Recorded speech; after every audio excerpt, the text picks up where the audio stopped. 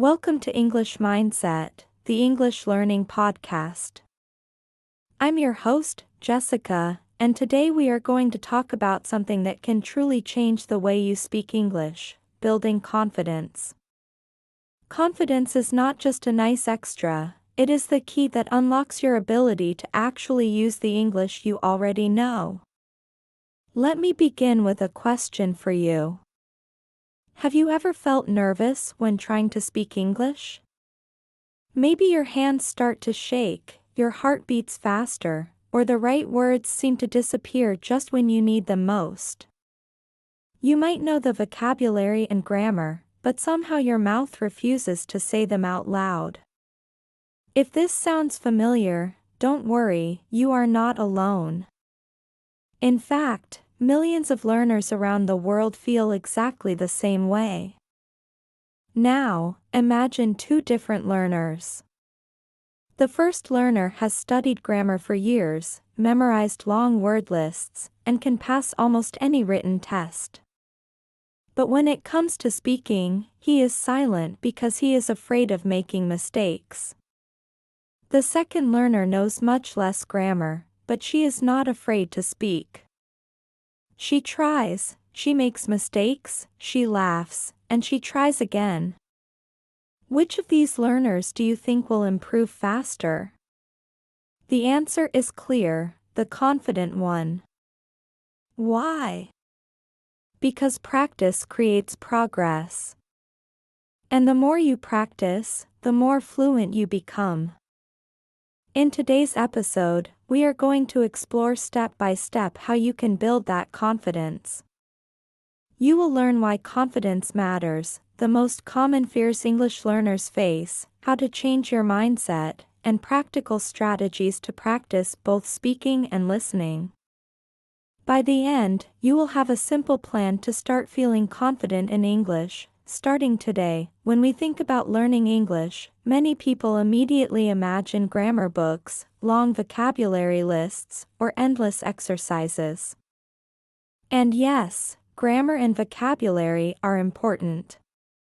But the truth is this: without confidence, knowledge often stays locked inside your head. It's like having a beautiful car but no fuel. The car may look perfect, but it cannot move anywhere. Confidence is the fuel that allows you to use the English you already know. Think about two different students. Student A studies every single day. He knows many grammar rules, can write long essays, and understands complicated explanations. But when someone asks him a simple question, he freezes. He stays quiet because he is afraid of saying the wrong thing. Student B, on the other hand, doesn't know as much grammar. She sometimes forgets words and makes small mistakes. But she speaks anyway. She smiles, she communicates, and she tries again and again. Now ask yourself, who will improve faster? Of course, it is student B, because she practices in real life, not just on paper. Confidence pushes you to speak, even when you are not perfect. And here is the secret: you don't need to be perfect. You just need to be willing to try. Every time you open your mouth and say something in English, you are building a bridge between what you know in your head and how you use it in the world. Without confidence, that bridge never gets built. Confidence also helps you connect with people. Imagine meeting someone new and having the courage to say hello, even with simple words. That small step can start a conversation, create a friendship, or even open opportunities in work and study. Without confidence, you might stay silent and miss these chances. Finally, confidence makes learning faster. Why? Because when you are confident, you are not afraid of mistakes. Mistakes become lessons, not problems. Every mistake shows you exactly what to improve next. But if you avoid speaking because of fear, you lose that chance to grow. So, remember this: confidence is not something you are born with. It is something you build, little by little. Every small success, one word, one sentence, one conversation, becomes a step toward greater confidence. And that is why confidence matters so much in your English journey. Now that we understand why confidence is so important, let's take a closer look at what usually stops learners from feeling confident. The answer, in most cases, is fear. Fear is a powerful emotion, and almost every English learner feels it at some point. The good news is that fear can be understood, managed, and slowly reduced. Let's talk about the 3 most common fears. The first fear is the fear of making mistakes. Many learners think, if I say something wrong, people will laugh at me. But here is the truth: mistakes are completely normal. They are not signs of failure, they are signs of progress. Think about how children learn their first language. They make hundreds of mistakes every single day, but nobody laughs at them. Instead, everyone claps, smiles, and encourages them. Why? Because mistakes mean they are learning. The same is true for you. Every mistake is like a small teacher, showing you how to improve. The second fear is the fear of being judged. Some learners feel shy because they think other people are paying attention to their accent, their grammar, or their vocabulary. They imagine that every listener is secretly correcting them. But in reality, most people are not judging at all. In fact, many people admire you for speaking another language. They know it takes courage. If you have ever listened to someone speak your language as a second language, you probably felt respect, not judgment. Remember, people are usually kinder than you think. The third fear is the fear of not understanding others. This is one of the most common worries. You might think, what if someone speaks too fast? What if I don't understand? What if I cannot answer? These are natural thoughts, but again, practice reduces this fear. You don't need to understand every single word to have a good conversation. Even native speakers sometimes miss words, but they keep listening for the main idea. Once you train yourself to focus on key words and overall meaning, this fear becomes much smaller. All these fears, mistakes, judgment, and misunderstanding, are part of the learning journey. Even I, when I tried to learn another language, felt exactly the same. I was nervous, I worried about my accent, and I sometimes stayed quiet. But with practice, the fears got smaller and my confidence grew stronger. So if you feel these fears today, remember that you are not alone. Every learner feels them. What makes the difference is not avoiding fear, but facing it step by step. With time, what feels scary now will become natural later. We have talked about why confidence matters and the common fears that most learners experience. Now, the next step is to change the way you think about English. Confidence doesn't only come from speaking, it starts in your mind. The way you see English, and the way you see yourself as a learner, will shape how confident you feel. Let's explore some powerful mindset shifts that can transform your learning journey. The first mindset shift is to see mistakes as teachers, not failures. When a baby learns to walk, they fall again and again. But nobody laughs at the baby. Instead, people cheer because falling is part of the process. The same is true with English. Every mistake is a small step forward. When you say something incorrectly and someone corrects you, that correction becomes a lesson you will remember much longer than a rule in a textbook. So, the next time you make a mistake, smile and think, "Great, I just learned something new." The second mindset shift is to treat English as a tool, not a test. Many learners carry school memories where English was about passing exams and avoiding red marks on paper. That pressure makes people afraid to be wrong. But outside of school, English is not a test. It is a tool to connect with people, share your ideas, and explore the world. When you see English as a bridge rather than a barrier, you feel freer to use it even if it's not perfect. The third mindset shift is to focus on progress, not perfection. Confidence grows when you notice small improvements. Maybe today you said one more sentence than yesterday. Maybe you understood a new word in a podcast. These may seem small, but they are real progress. If you wait until you are perfect, you will never speak. But if you celebrate small steps, your confidence will grow naturally.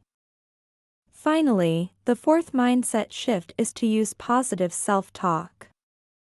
The words you say to yourself matter. If you keep saying, "My English is bad" or "I can't speak," you are planting negative thoughts that kill your confidence. Instead, change your words. Say, "I am learning English." Say, "I am getting better every day." Say, "I can try." These simple phrases may seem small, but they create a powerful belief system inside you. And belief is the foundation of confidence.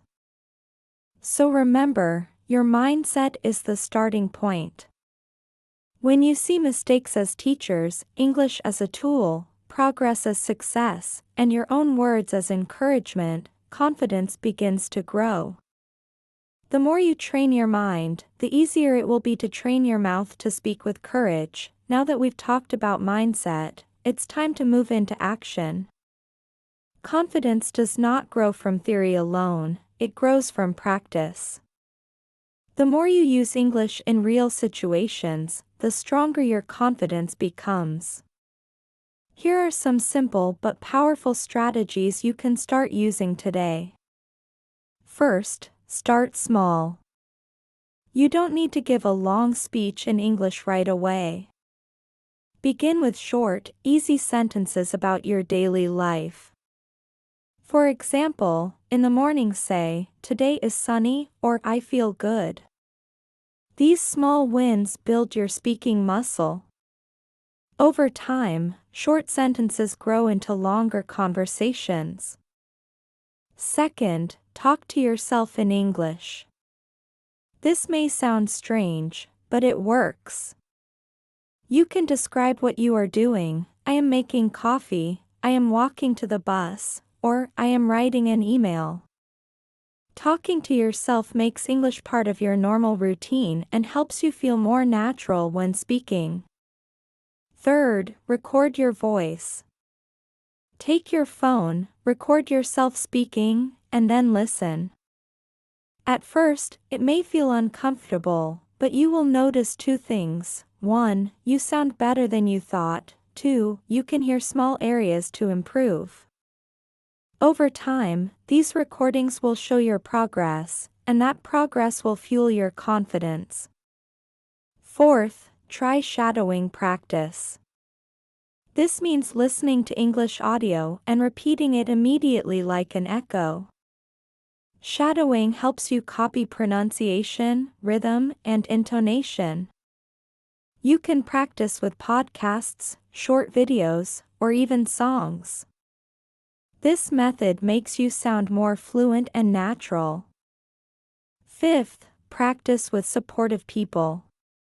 Find a friend, a partner, or a study group where you feel safe to make mistakes.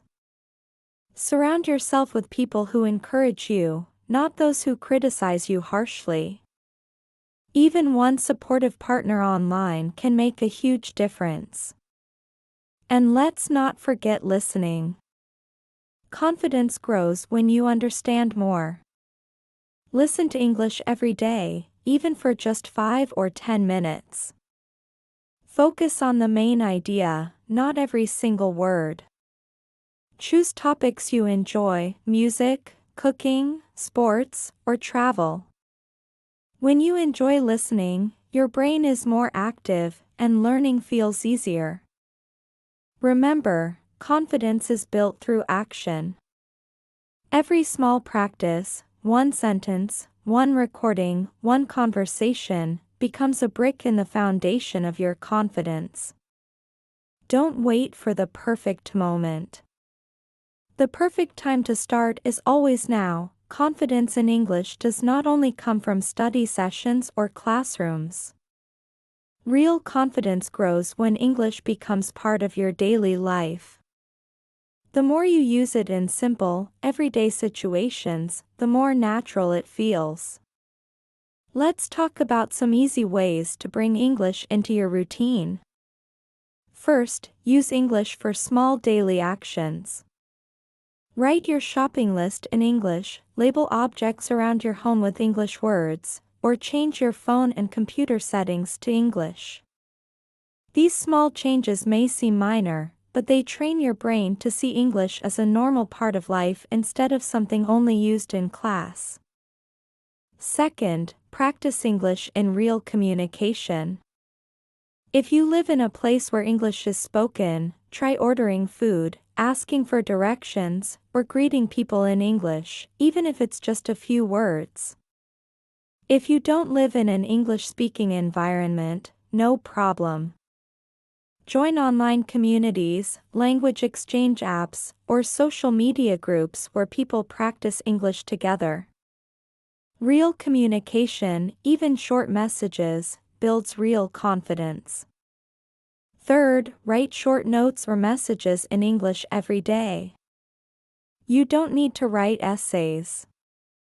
A simple text like, "I am cooking dinner," or "Today was busy," is enough. Over time, these small notes prepare you for speaking, because writing and speaking use the same vocabulary and sentence structures. Fourth, reflect on your day in English. Before bed, say 2 or 3 sentences about what you did. For example, I woke up at 7. I went to work. I watched a movie. This simple habit keeps English alive in your mind and turns it into a natural part of your lifestyle. Finally, remember that English can connect with your interests. If you love music, listen to English songs. If you enjoy cooking, watch English recipes. If you like sports, follow English commentary. When English is linked to things you already enjoy, learning feels exciting, not stressful. Bringing English into daily life is about small, consistent steps. Each action, whether speaking, writing, or listening, adds a new layer of confidence. Over time, you will notice that English is no longer something separate or scary. It will simply become a normal, comfortable part of who you are. Let me share with you a story that I believe will inspire you on your own English journey. It's the story of a young woman named Anna, who grew up in a small town where no one around her spoke English. For a long time, she felt that English was something distant, something for people living in big cities or for those who could travel abroad. She often told herself, "I'll never sound natural, and I'll never have the courage to speak." But Anna had a dream. She wanted to work for an international company and travel to different countries. She knew that English was the key, even though it felt intimidating. At first, she avoided speaking. Whenever her teachers asked her to answer in English, she whispered or said just one word. Fear of mistakes controlled her. One day, she decided to try something different. Instead of waiting for a big chance, she started small. Every morning, while brushing her teeth, she would say one English sentence in front of the mirror: "I am confident." At first, it felt silly, but slowly, it gave her courage. Then she began recording short voice notes, just 30 seconds, about her day. Listening back, she realized she didn't sound as bad as she thought. This encouraged her to keep going. Anna also joined an online language exchange group. The first time she introduced herself, her hands were shaking, her voice was quiet. But to her surprise, the people she spoke with smiled and encouraged her. They didn't care about her mistakes. They cared about connection. That moment was a turning point. Months passed, and Anna kept practicing a little every day. She watched English shows she enjoyed, repeated phrases, and spoke to herself out loud. Slowly, her fear faded. She didn't become perfect, nobody ever does, but she became confident. 2 years later, Anna got her dream job at an international company. She now uses English every day, not perfectly, but confidently. And she often tells others, confidence is not about knowing every word. It's about believing in yourself and daring to speak. Anna's story reminds us that confidence is built step by step. If she could transform her fear into courage, so can you. As we come to the end of today's episode, I want you to take a moment and imagine what your daily routine could look like if English became a natural part of it. Confidence doesn't appear overnight, it's built through small, consistent habits that fit into your everyday life. Here's a simple routine you can start today. In the morning, before you even pick up your phone, say one sentence in English out loud. Something like, "Today will be a good day." This positive start sets the tone not only for your language practice but also for your confidence. During the day, find a short moment, maybe while eating lunch or taking a break, to describe what you're doing in English. For example, "I am eating rice and vegetables," or "I am checking my emails." These short practices keep English alive in your mind. In the evening, take just 5 minutes to listen to something you enjoy in English, a song, a short podcast, or a video. Don't worry about understanding every word, just let the rhythm and sounds of the language become familiar. Finally, before bed, reflect on your day in English with 2 or 3 sentences. It could be as simple as, "I worked hard today." "I talked to my friend." "I feel happy." This habit builds both your vocabulary and your self-trust. Remember, it's not about long hours of study, it's about making English part of your lifestyle in small, enjoyable ways. Over time, these daily habits will shape your confidence and show you how far you've come. Thank you for joining me today. Keep practicing, keep believing, and most importantly, keep speaking with courage. Your confidence is already growing, step by step.